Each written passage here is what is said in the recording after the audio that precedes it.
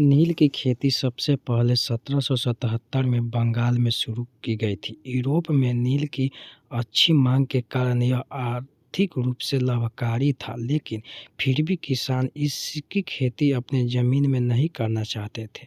वह इसलिए क्योंकि नील की खेती जिस भी ज़मीन में की जाती थी, वह ज़मीन बंजर हो जाता था। ऐसे में किसान को काफ़ी नुकसान उठाना पड़ता था।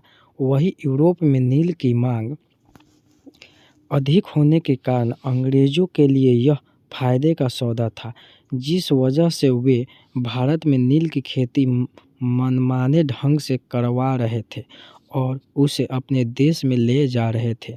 नील की खेती कर रहे किसानों की हालत बद से बदतर होती जा रही थी। किसानों को नील उगाने के लिए लोन तो मिलता था, लेकिन ब्याज दर बहुत अधिक होता था।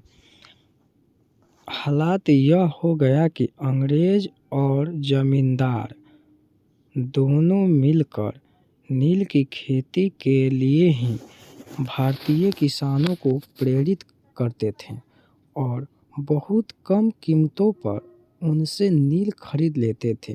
किसानों को बाजार के भाव का महज 2 से 3% तक मिलता था।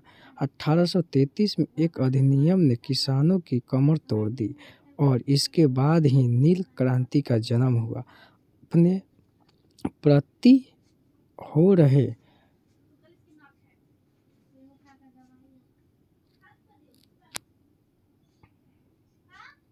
इस उत्पीड़न को समाप्त करने के लिए बंगाल के किसानों ने इसके लिए